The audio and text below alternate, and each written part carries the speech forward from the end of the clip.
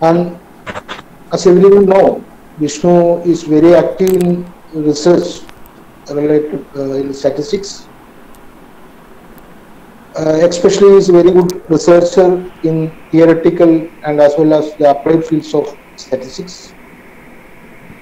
His areas of research are classification techniques in biostatistics, the multivariate analysis, regression diagnostics, etc. These are his various research areas, and he published more than 60 papers in various national and international journals.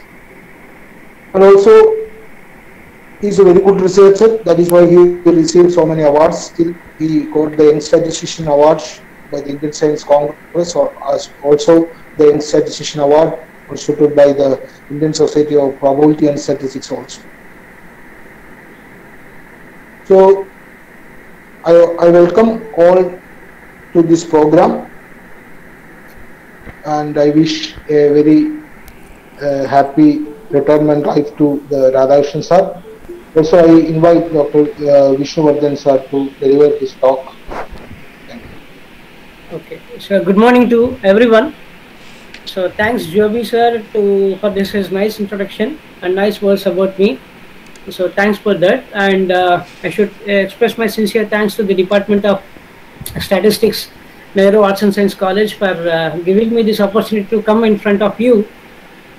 Okay, so that I can deliver the points related to some statistical field of science. Okay, so I have chosen very important and basic preliminary topic, that is what is called the statistical assumptions, all you need to know. Okay, all you need to know. Okay, so I'll be giving some interesting facts and some interesting notions where a data practitioner has to look into.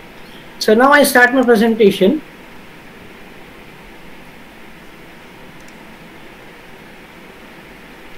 Right, hope everyone is able to view the first slide of my presentation, that is statistical assumptions, all you need to know. Fine. Generally, as a data practitioners, we will be we will be having a lot of excitement to handle the data, to start comparing across the group, to build models, to do variety of statistical techniques. But before we start doing some sort of a statistical flavoring or kind of a modeling aspect, we need to take care of certain points. Those points are called assumptions. Every statistical technique priorly has certain assumptions to be met, and then now the question will come, if that assumptions are not met, what will happen? So what kind of a consequences we face as a data practitioners? The first and foremost consequences is the conclusions will not be drawn properly.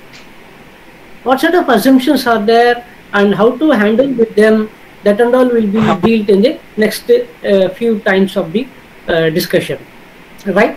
Now, for a parametric test, in general in statistical theory and practice, we have parametric test and some non-parametric test. Especially confining to the parametric test, there are certain assumptions to be met. Let us take t-test. Then the basic assumption is random samples are normally distributed and they are independent to each other, something like this. Okay, and the sampling distribution is approximately normal. We take that assumption also. So for any parametric test, those assumptions should be met at least. Okay, now apart from that, apart from hypothesis testing framework, modeling framework, we have certain catalog of distributions, like starting with normal, exponential, variable, Lomax, and so on and so forth. Like we can branch like single parameter distribution, 2 parameter distributions, 3 parameter distributions, skewed family of distribution, heavy tail. Many wide variety of distributions are available in statistical theory. But whenever we take some practical data, real-time data, first we have to look into that, whether the pattern of the data distribution is approximate to the assumed distribution or not. Like if you are looking for a normality, then when we have the graphical plot or using some graphical driven plot to check the approximation of the data towards this particular distribution, then there also some certain assumptions are to be met so that we can have a proper fit of the data and proper comparison of the data.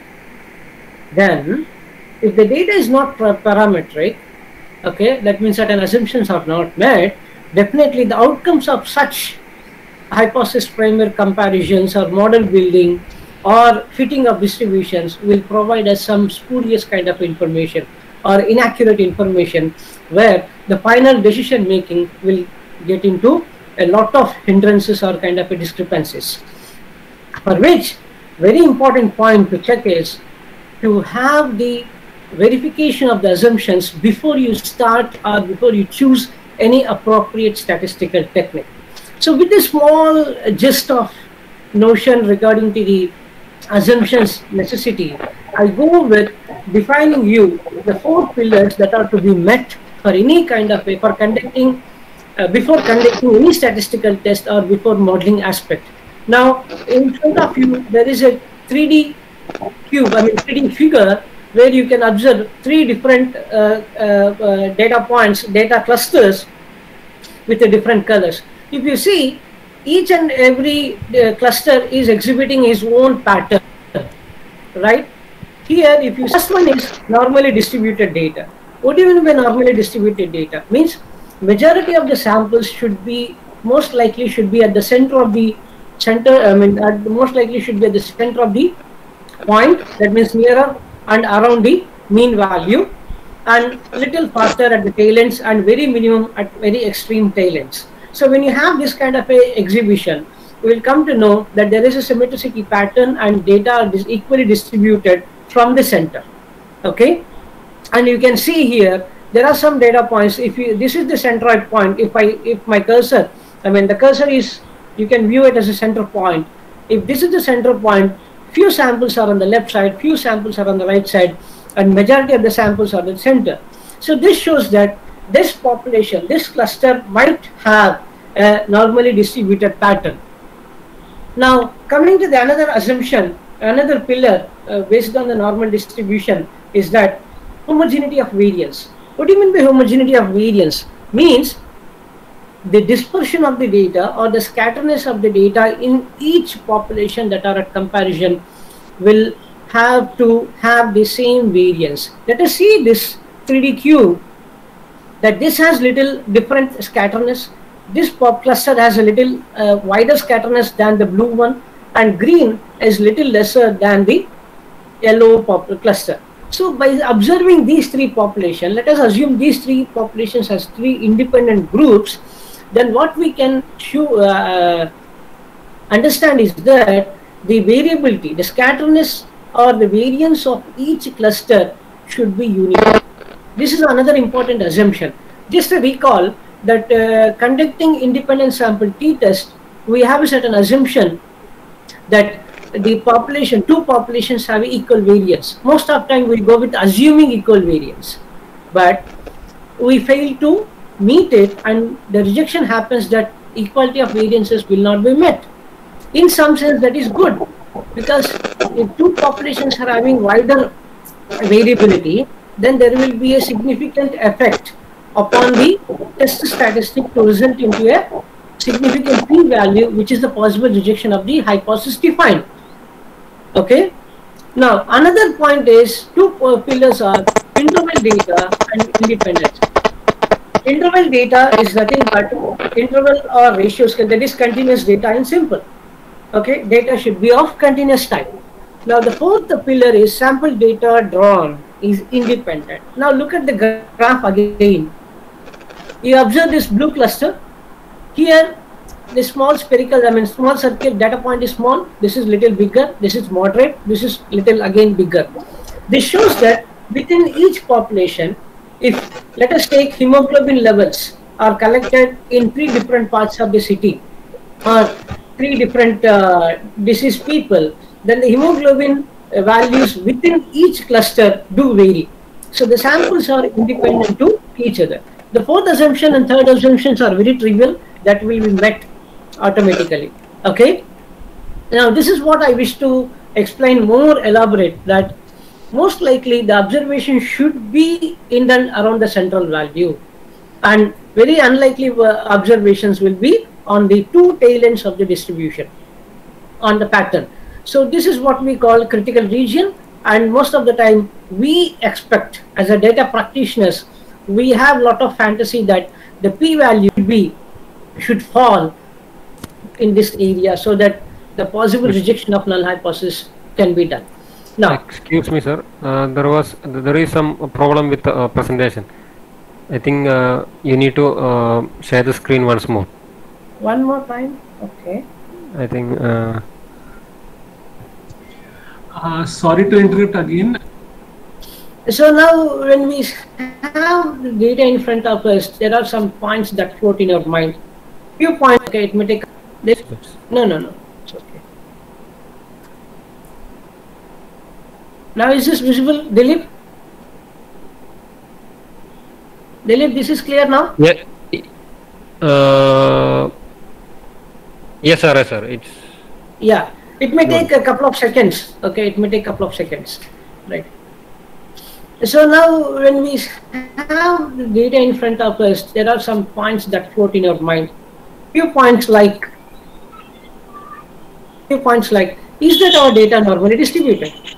This question needs to be addressed. And the second question comes that in T and F statistics, we assume the sampling distribution to be normal. Why so? We compare the statistic value with the T distribution or a p-value observed through the T distribution, but we make an assumption that the sampling distribution is normally distributed.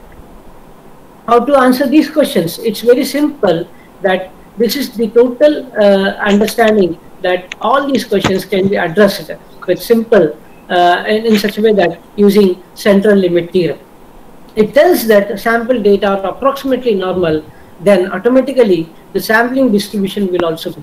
As n goes on increasing, the sample number goes on increasing and bigger, automatically the exact sampling distributions like T, F, chi-square will have the symmetricity property. Okay, means that we have a thumb rule that n less than 30 small sample test, n greater than 30 large sample test. I'm not taking that exact notion, but there is a theory behind that, that as soon as there is an increase in the sample size, that 30, 35, 40, 60, the T, F, chi-square distribution have the beautiful property with the help of the central limit theorem, that the beautiful property is that the distribution patterns of T, F, chi-square, which are right skewed, will have the symmetricity pattern to have the normally distributed samples. Now, we'll directly move on with example that what I wish to exhibit, how to observe the assumptions.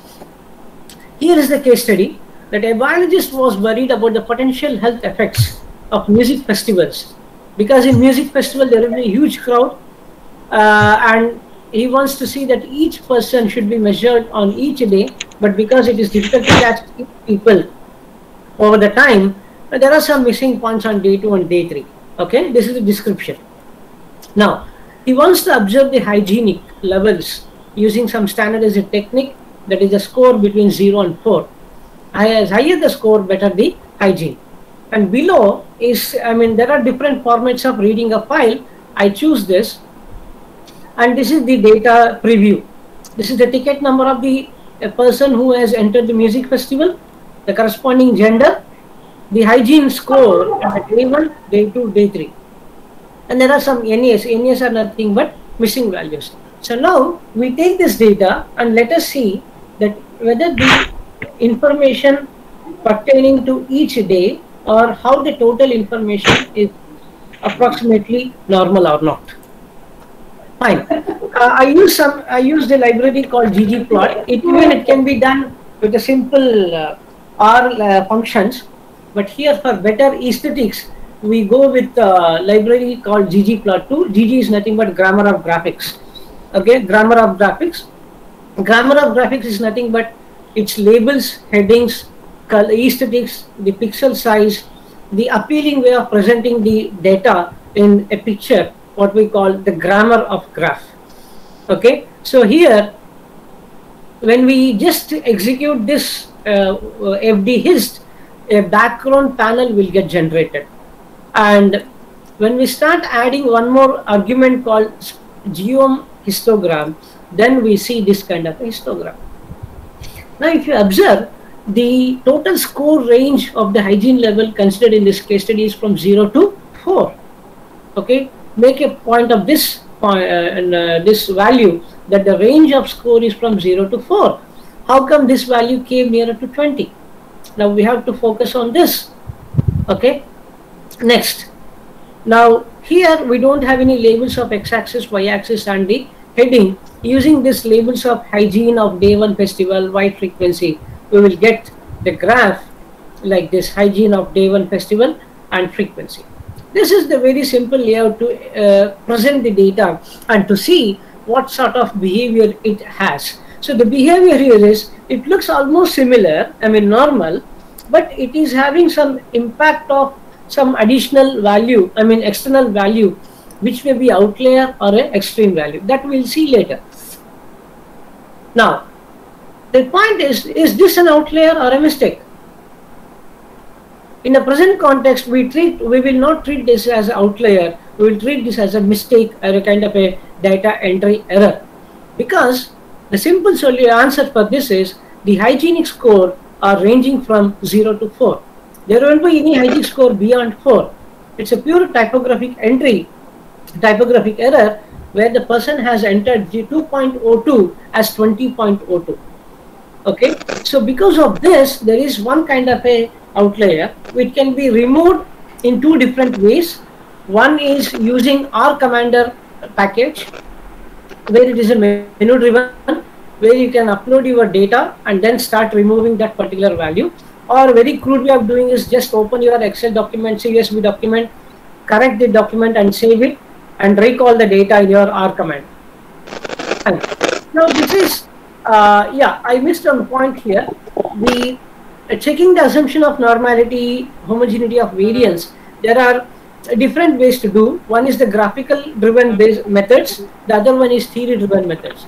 In graphical driven methods, first and foremost graph which we have is histogram, next is plot, next is the QQ plot. Okay, next is the QQ plot.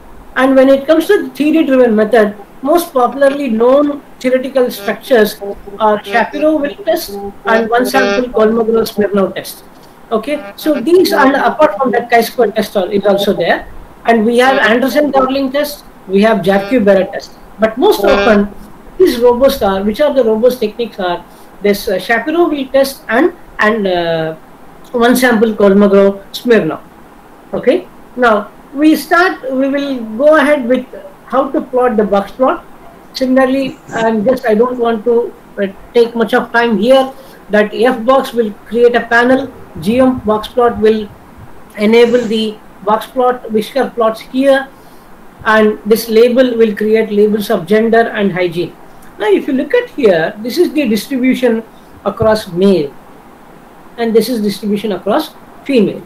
Now the central value, hope you understand, this box and whisker plot is a 5-point summary, that the middle value is the median, and the end points of this box are first quartile and third quartile, and these are all the lower and upper whiskers. And this is the extreme point which is creating a kind of a nuisance in data interpretation. And even in male population also, we have certain observations which are very closer to the whiskers. These whiskers, we can treat them as a confidence intervals. It's a potential uncertainties.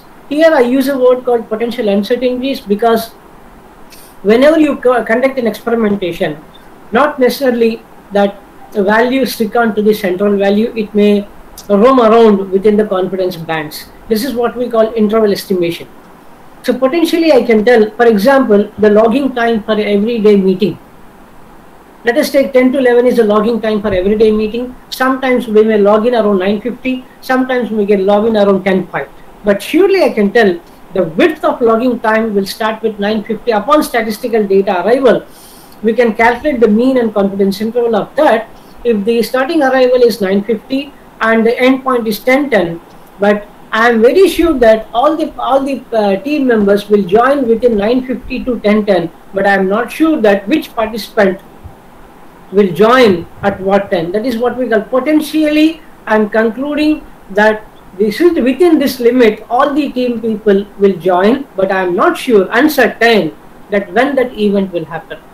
So these potential uncertainties are very much important in research point of view, that whenever you present your information in a public article, that along with the central value, you have to provide the corresponding confidence interval so that it will create the boundary or the confidence interval for that particular experimentation.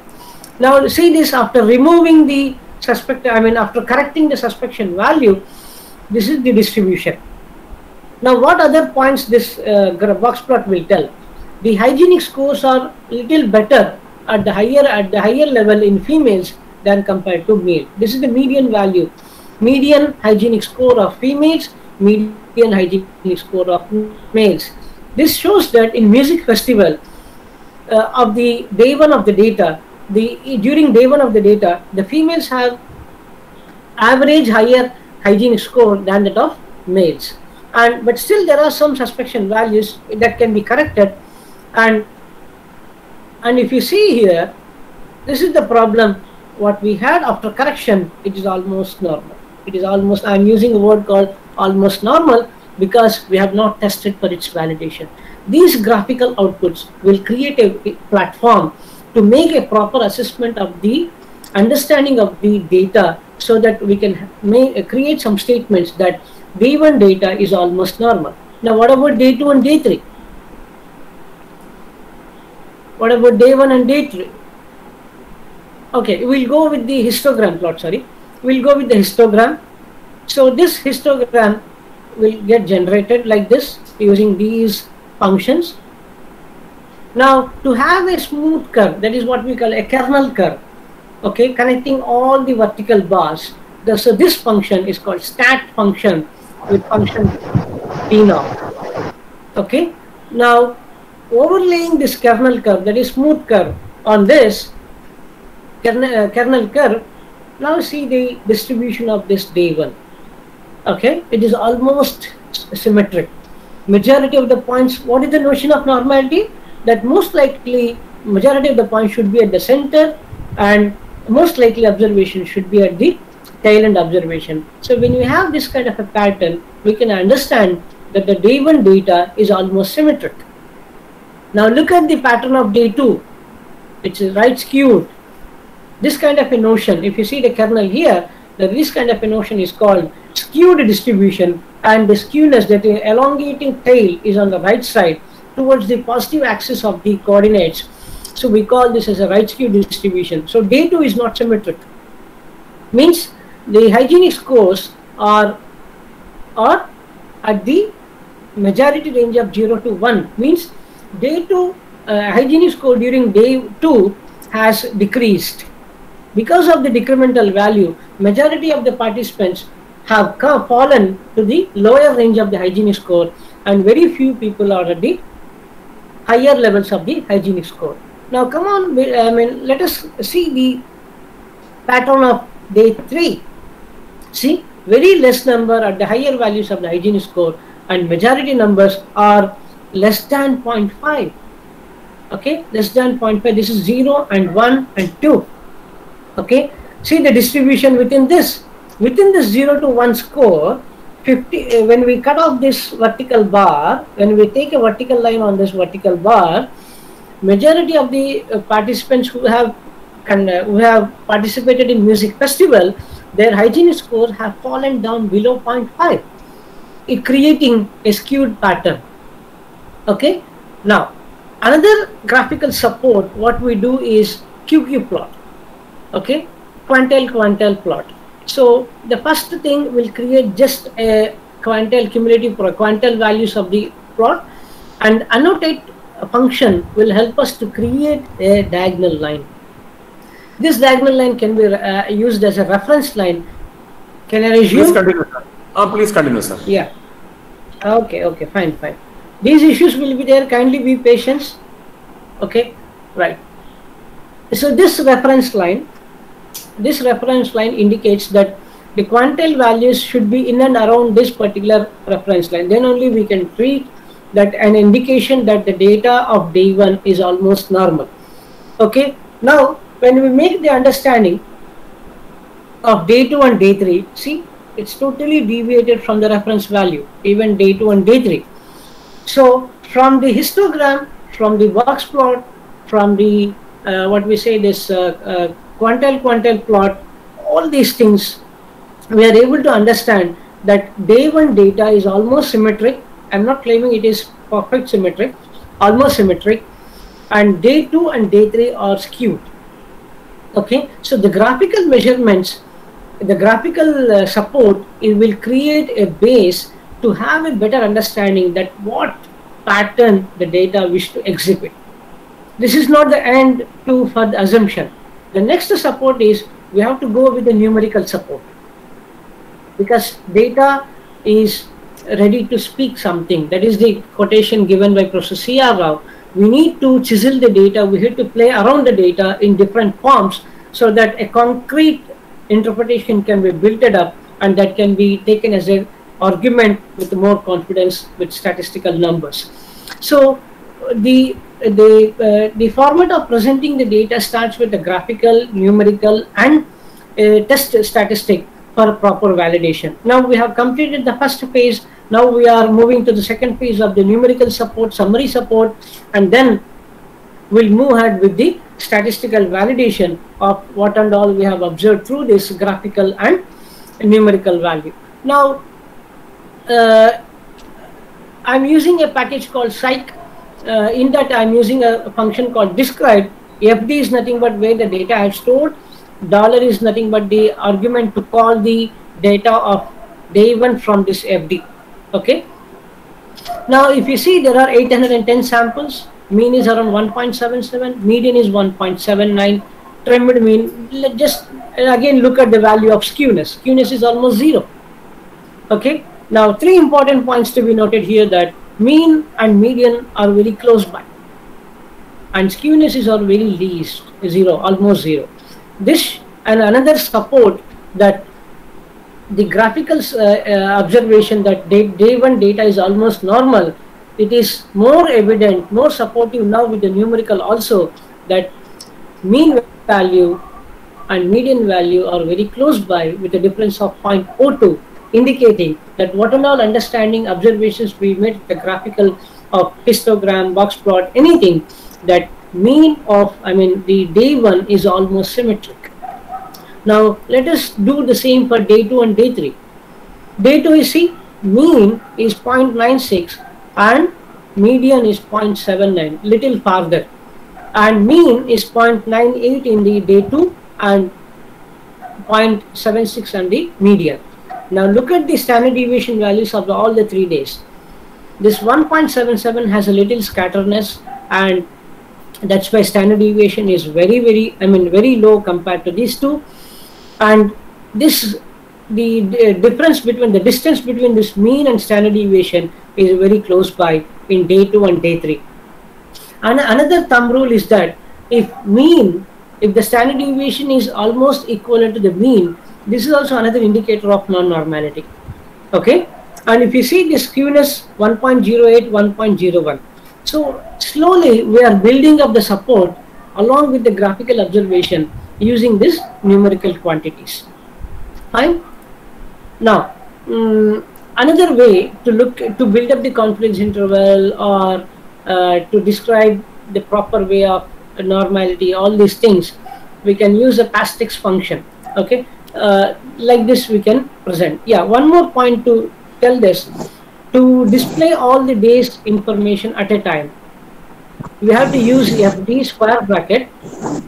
Okay, the first within the square bracket parenthesis, 2 arguments will be there, one on the left side, one on the right side. Left side should be left empty because it will correspond to the row, and right side is correspond to the column.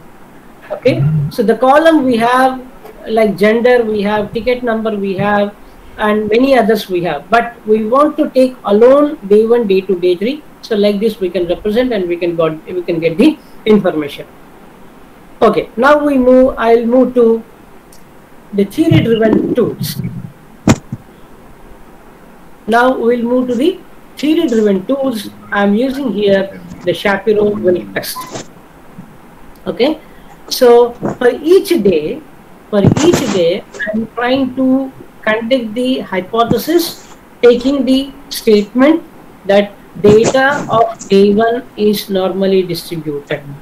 This is my hypothesis. Okay, I want to test this hypothesis. Priorly, I have some sort of a support from the graphical notion as well as the numerical values that day one data is almost normal. Using that information, I'm taking that as a hypothesis here that day one data, the hygienic scores of day one is symmetrically distributed. Now, similarly, I can define two more hypotheses for day 2 and day 3. That null hypothesis, I mean, the statement that day 2 and day 3 are observed to be skewed, but still, I'll fix the hypothesis that the data of day 1 and day 2 and day 3 are also normally distributed. With this statement definition, when we use this Shapiro.test FDA day 1, the p-value is here, 0.03. The general notion here is if I take 5%, I'm going to reject the hypothesis. If I take 1%, I'm going to accept the hypothesis, right? If I take 0.01, p-value is greater than 0.01, and it indicates that day 1 data is symmetrically distributed. The next point is that if I take 0.05, day 1 data is not symmetrically distributed. This creates a dilemma here. Then what you have to do is, already we have some information. What is that information? Graphically, we have understood with different techniques that day 1 data is almost symmetric. Now it has become more support with the numerical quantities that 1.79 was the mean and 1.77 was the median. That clearly shows that day 1 data is more towards the normality. Okay, and coming to day 2 and day 3, the p values are very, very least. Very. Any question? We can take the questions at the last place. We are moving now, right? Okay. So this p value are very, very least for day 2 and day 3, indicating a proper skewed pattern, a non-normal pattern of the day 2 and day 3 hygienic scores data, with no support of claiming that it is a normal. Now, another thing that homogeneity of variance. So for Shapiro-Wilk test, we'll talk about the normally distributed data. Now we have another assumptions to be verified. That is what we call homogeneity of variance. Here, in this particular musical festival data, we have gender as a grouping variable. So we will use that gender as a factor to compare the variances across male and female. That means how the scatterness of how the hygienic scores are distributed in male and female in day 1, day 2, day 3. If you see here, 0.02 is of the day 1, 0.001 is of the day 2, 0.003 is of the day 3. Now just recall the box plot which we have seen for male and female, where I claim the statement that the median hygienic scores pertaining to day 1 is little higher in males, in females than males. Okay, and even the boxes were little wider in female and little shorter in males. So this shows that the data distribution from the median is little wider in female category and in little lesser in the male category. So that has influenced or impacted to observe this significant p-value. Okay, so this is one way. Now here Levin's F-test is used for comparing two variances at a time. Okay, now when we do ANOVA, when we do MANOVA, right, we come across several groups at comparison. Then Levin's F-test will not take us the support to verify the assumption of what we say this homogeneity of variances. Now, in order to test the homogeneity of variances in ANOVA, we use a test called Bartlett test. It's a univariate analysis of variance. We go with Bartlett test for testing the homogeneity of variances across the groups or populations or treatments. Now coming to MANOVA, it's a multivariate.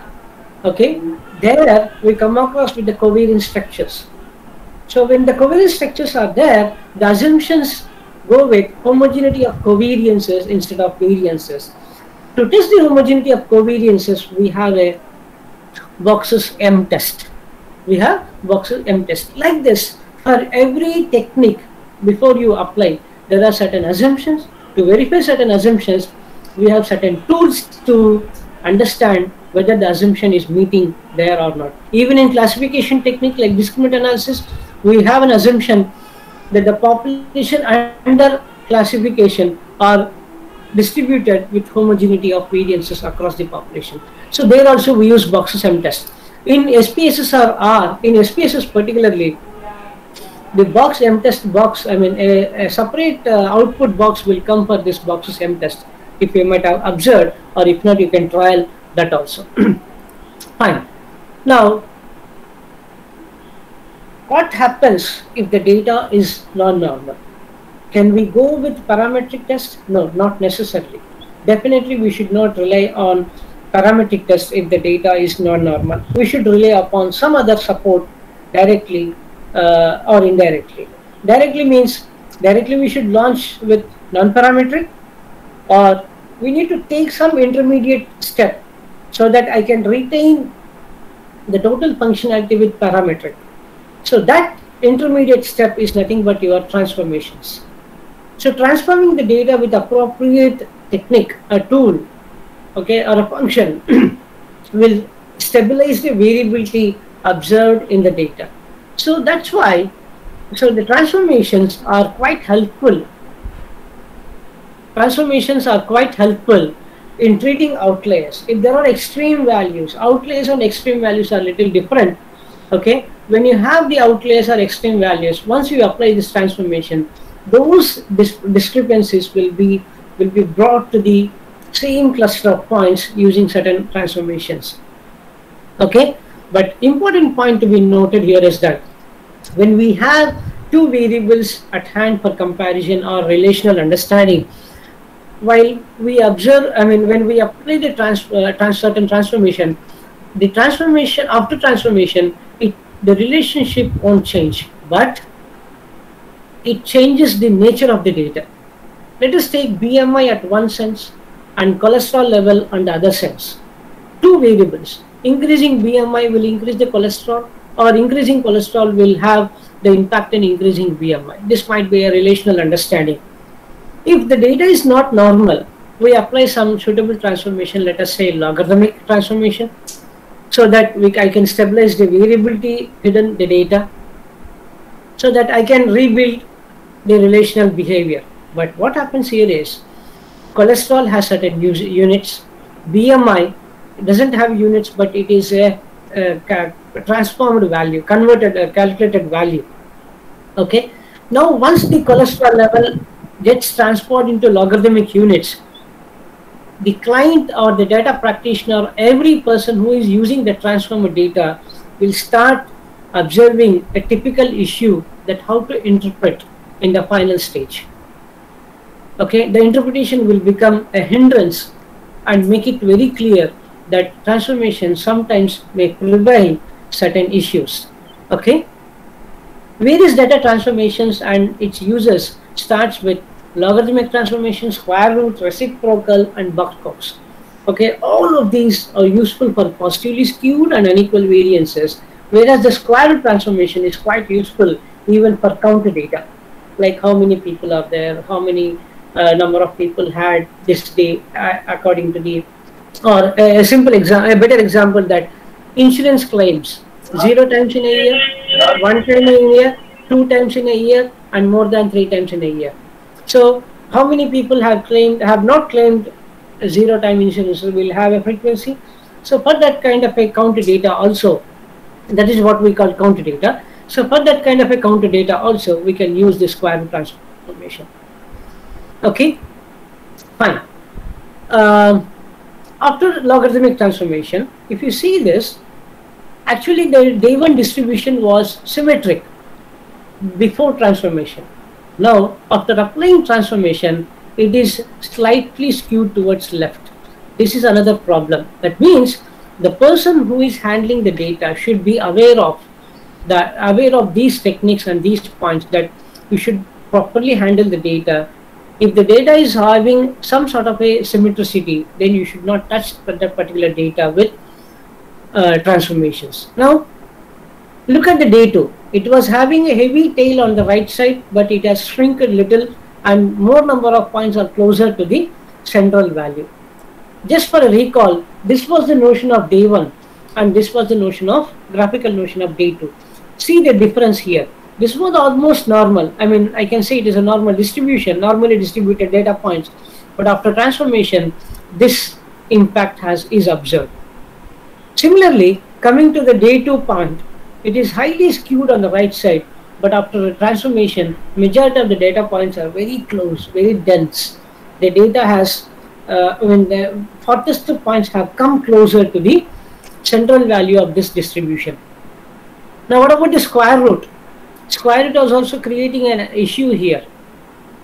But when compared to logarithmic transformation for this day 1 hygienic score, square root transformation is little better because in square root, if you see here, it was little right skewed. Okay, still the tail end was not properly obtained here. Now, using the square root transformation, a proper, I mean, almost symmetric notion is observed with the square root transformation. And upon this reciprocal transformation, that is nothing but 1 over the data value, okay, is giving a better shape than the square root transformation. Now, you might have observed in all the transformations, I have used their additional value +1 +1 +1. Why so? Because when you have a negative values, when you have a 0 values, okay, logarithmic, square root, reciprocal will not provide any solution because they are indeterminate forms. Okay, that's why to overcome that, we will add +1 to every data point because it is invariant with the scale, invariant to scale and origin. Okay, using that particular thing, +1 is added to every data point so that we can easily observe the characteristics exhibited by each and every distribution. Now, between the square root transformation and reciprocal transformation, which one you choose? Which one you choose? You choose either square root or reciprocal.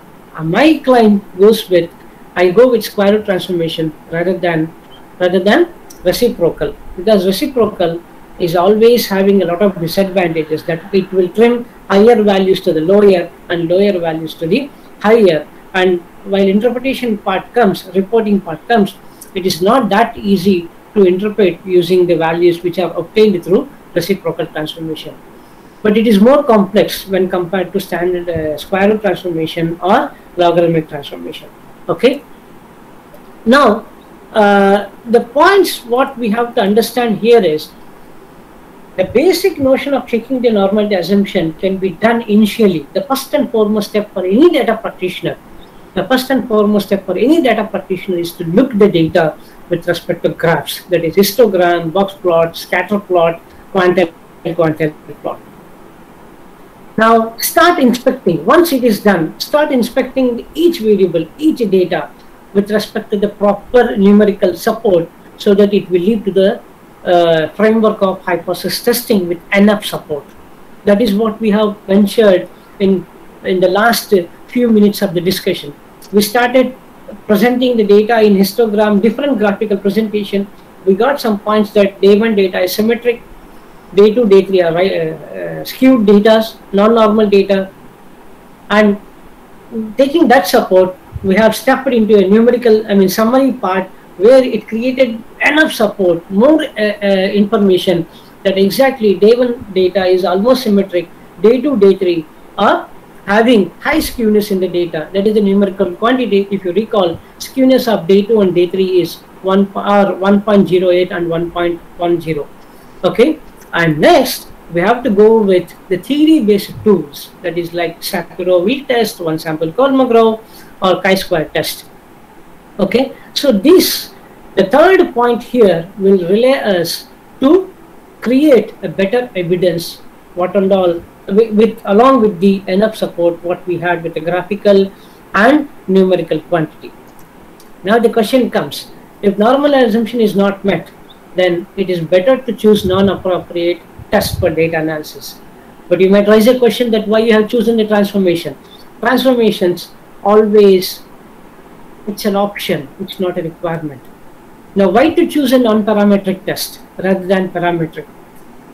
Because non-parametric deals with median and interquartile range. And most of the computation, the inner calculations of every non-parametric test will go rank based. Okay, there also, even though the computations are based on rank based, computations are upon using the ranks of each and every data point given, but the final presentation of the data should be done using the median and interquartile range to define again the interval estimation of that particular experimentation. So data transformation is an option but not a requirement at all. Okay, so if the data is not normal, better to rely on non-parametric test. That's why it is important to know that transformations do not always solve the problem. Why this statement I have taken? Because if you just recall a couple of minutes back discussion, that day one data was almost normal. Again, to maintain the homogeneity, uniformity, we have applied logarithmic transformation for day 1, day 2, day 3. Day 2, day 3 got trimmed. I mean, the variance got stabilized, but day 1 got affected. That's what. Even if the data transformation solved, other discrepancies are anticipated. What are the other discrepancies? The very important discrepancy which we face is interpreting the outcome. Right? Even you might have done with so I don't know what to do now. Maybe Sat and call back directors. Hello, any question here? And explain. Here discrepancy refers to meaning that I will take one instance now. We might have in fitting of any data, we take an exponential curve, we convert using logarithmic, and we'll get a straight line. We start resolving the equations, and then we'll get the estimates of a cap and b cap. I mean the constant and slope and intercept, something like that. Okay. Now, in order to interpret into the obtained value, we will revert back into the exact exponential curve function only, and then we'll start interpreting. But this is very simple case. Sometimes it may be very trivial to interpret, maybe create a complex structure. But when it comes to the modeling and especially presenting the summary statistics, it won't meet the practical considerations. That's why transformations are an option, not a requirement. Alternatively, the better approach is to recommend that always use non-parametric if the data is not normally distributed. Okay, so with this I start from my side. If there are any questions, you can raise. And I believe that statement that a statistician goal is to give life to data, literally, right? So whatever we have witnessed so far is that we are trying to give some sort of a shape to the data, so that we are allowing the data to speak, and the person or the data practitioners who are representing the data to speak on behalf of the data. So now I stop presenting the sharing the presentation. Now you can raise any questions if you have. If not, we'll see what. It's over to Dilip or the concerned speaker, I mean organizers or the participants. If you have any question, please unmute your mic and raise the question one by one. First of all, I should say thank you to each and everyone for maintaining proper patience to listen for this long time. If you have any questions now, please. Hello, sir. I have a question. Yeah, please. Can you hear me? Yeah, Rashmi, right? Yes, sir. I have one question. In your example, what is the sample size you have taken? Sample size do vary from day to day. It is very difficult. There is one assumption, sir. In t-test, there is, or in a parametric test, we have to take the sample less than 30. So, what is your criteria? In practical, it is not possible to take the sample of less than 30. So, we have to go for non-parametric test then. No, you wrongly understood. I am not linking the sample size calculation and the comparison here. So here, what I wish to convey is to focus majorly on the normally distributed pattern. Okay. The thumb rule that less than 30 small sample test, greater than 30 large sample test. But the thing is, that is not the main criteria here. Okay, that is not the main criteria here. The main criteria is to observe the normality assumption irrespective of the sample size. Okay. Determining the sample size is a different game in statistics. It's not that easy. It varies from study to study. Yes. Thank you, sir. Yeah.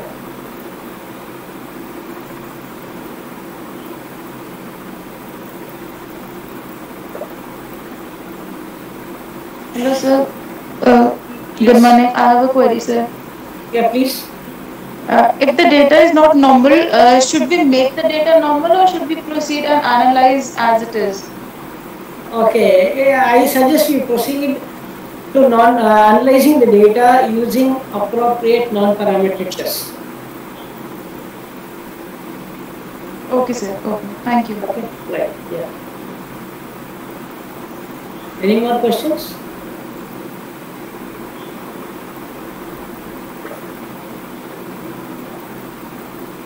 I'm so happy to see KLAP Sharma sir. He's a very senior most person. Dr. Ganesh here. Yeah, Ganesh, tell me. Sir, for the transforming the data other than logarithmic, is there any tool for that?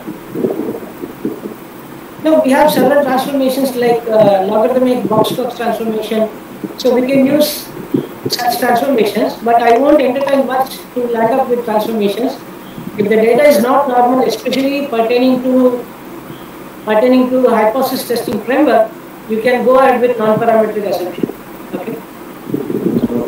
Thank you. There is one question by Geeta that in an interpretation, if we reject the hypothesis, there was some question, right? Okay, any more questions?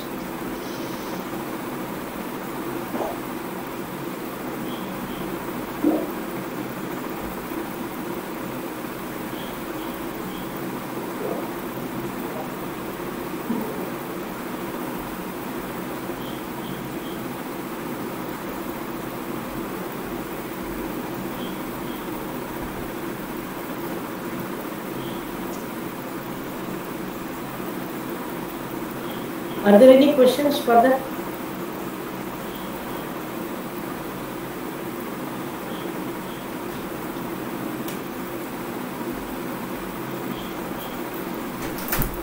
I don't think so. Now, hello sir. Yeah, Venkatesh. Yeah. Hello sir. Yeah. Sir, I have one query. Sir, you mentioned in transformation techniques, reciprocal transformation is give less results. What is the difference between the square root transformation and reciprocal transformation?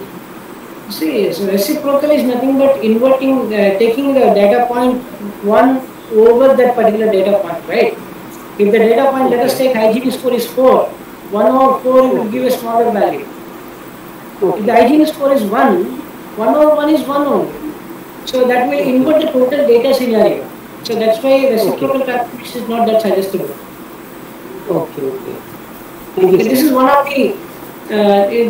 the limitation of this reciprocal transformation. Okay. Thank you, sir. Okay.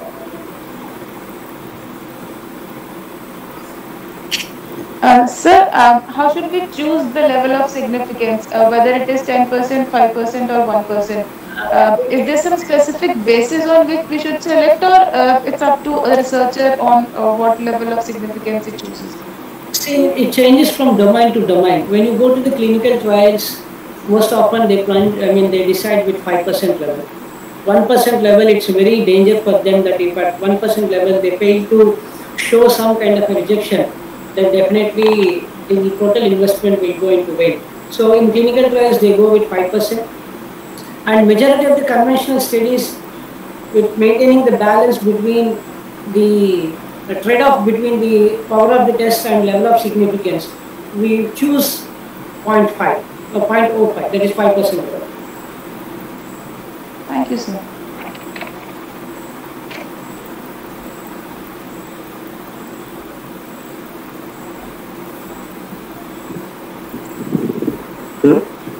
Yeah, Ganesh, get it. Sir, could you please explain about the confidence interval while getting the, whatever the software we use, See, we'll get the confidence interval. confidence interval is very, very important measure that is to be presented in any kind of a reporting, any studies. Okay, so the thing is that producing a confidence interval will create some sort of information to the information about a variable. That certainly, if we conduct the experiment or if you do kind of a bootstrapping or any kind of a thing, definitely that estimate will fall within that confidence interval, but it may vary within that. So that's why I use it called potential uncertainty. Potentially, I can claim that your new estimate or new value or a random sample will fall within that particular confidence interval. But it is uncertain that will it be the same mean value will I get again? It's like a nearest neighborhood in a inference problem. Okay, you have estimate theta cap, and you create a neighborhood of between that theta cap plus minus theta naught and theta cap plus theta naught. So that confidence boundary will tell that where that new estimates will fall. Okay. Okay. So if I get my p value is 0.04 or something, whether I have to reject or accept for the 5%? Your voice is not audible, Ganesh. You are talking about p value. P value, if I get the 0.046 or something. Okay. So it is less than that one. So whether I have to accept or reject because it's near to the 0.5. See, there is one more linking question to this. Why mostly choose 5% level of significance? I mean, this is the conventional practice that we are getting over the years, that you can have a fixation of p-value either with 0.05 or 0.01. Okay, but you can go with 0.03 also. It's purely defining the critical region. That 5% level of significance, it will allow us to create a critical region in a area and allowing us to have a precision of the data. Okay, if you increase the data, you are having a more precision and more preciseness of the information also. But if you reduce to 10%, your rejection level will increase. It will come closer and closer to your central value, whereby a simple small p-value, I mean, which is nearer to 0.06 or 0.07 will also show that definitely you are going to reject the hypothesis. That is not the nature. So to have a proper trade-off and balance, take 90% power or 5% level of significance or 80% power and 5% level of significance, we will be able to get a proper critical region of rejecting or for possible rejection of the hypothesis taken or defined. Thank you, sir. Thank you. Thank you.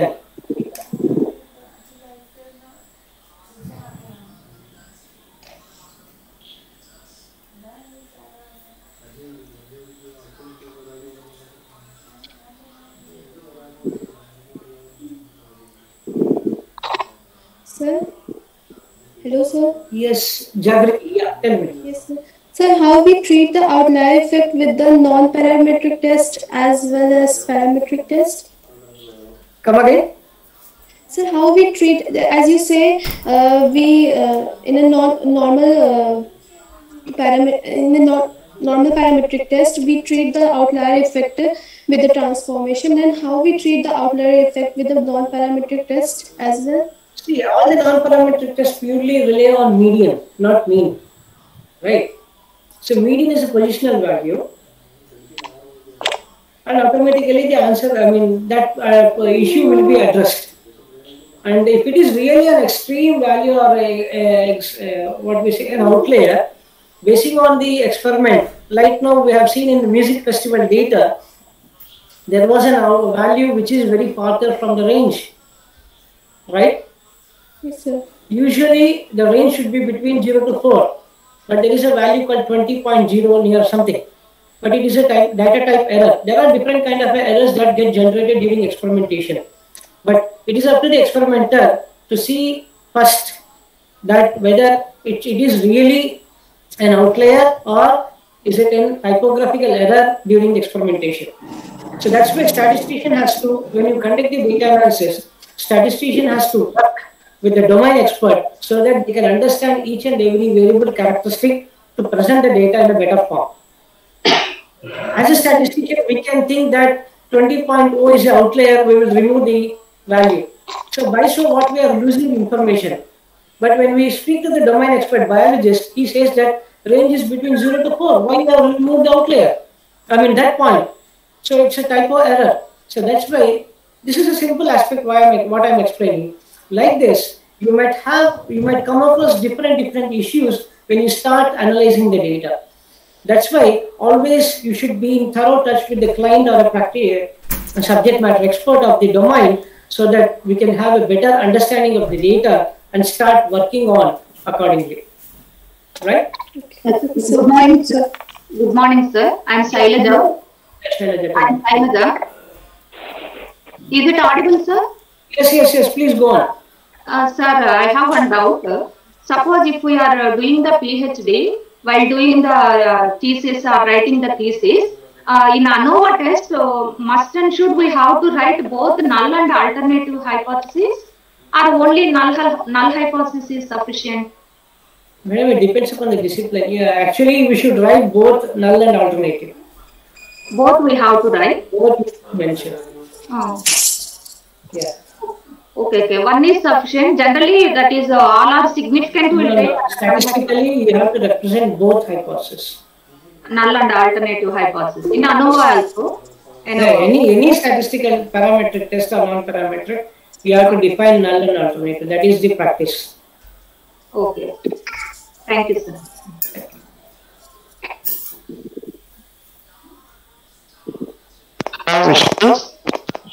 Sharma sir, good morning. Nice to see you.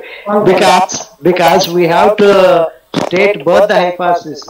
Based on alternative hypothesis only, we have to decide whether it is a one-tail test or two-tail test.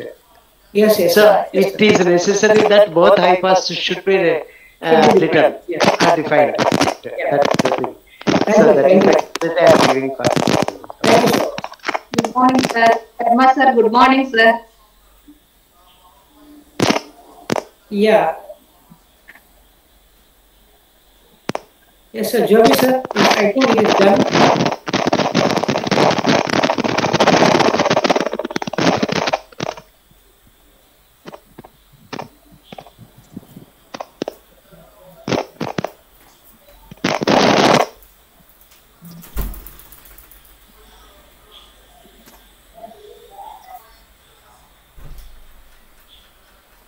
Okay, if there are no questions, I will hand over the sessions to the person who has, this thing, this is Joby sir or Rekha ma'am.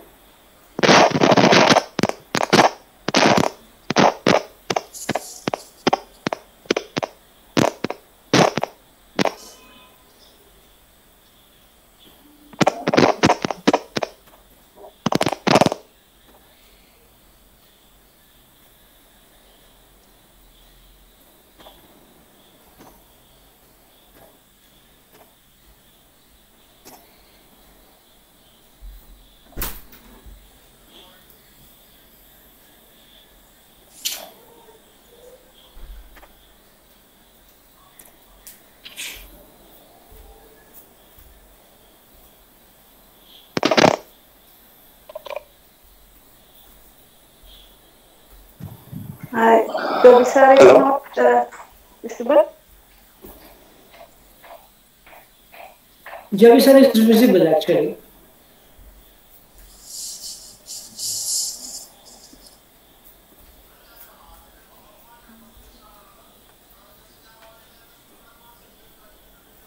He has some technical issue there.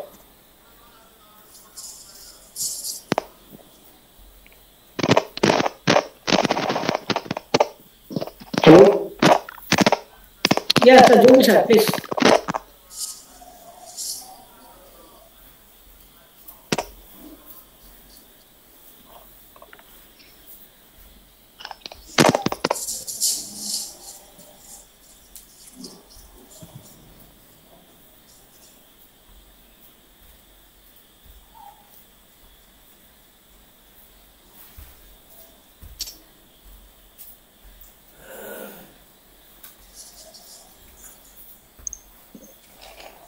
Hello? Yes, audible. Oh, okay. I think the webinar is over. And then Vishnu is presenting the things very well, and I congratulate Vishnu. And now we are moving to the end of the session. Now I invite Dr. Lovely, Assistant Professor, Department of Neuro Arts and Science College, for giving the vote of thanks to all the participants. Thank you, sir. Good morning, all. I am Lovely Abraham from Department of Statistics, Nehru Arts and Science College. I take this opportunity to thank Dr. Vishnu Vardhan, sir, Assistant Professor of Department of Statistics, Pondicherry Central University, for giving us an informative session. Sir, really interesting, sir. Thank you. And I also take this opportunity to thank Dr. Joby K. Jose, sir, Hannover University, for chairing this session. And I thank our IQAC coordinator for giving whole support to us, and our principal, Dr. Vijayan sir, and former HOD, Radhakrishnan sir, and Rega teacher, HOD of Statistics, and also thank all the colleagues and participants for supporting us. Thank you, sir. Thank you so much. I should personally thank all of the faculty members of the Department of Statistics, Nehru Arts and Science College. But in particular, I should say thanks to my friend Dilip. Okay, so for this invitation, and I should express my sincere thanks to Radhakrishnan sir. He's a very learned professor, very senior most professor. And I am very happy that the series of webinars are happening in honor of him. So I am so happy to participate in such activity. Thank you. Thank you.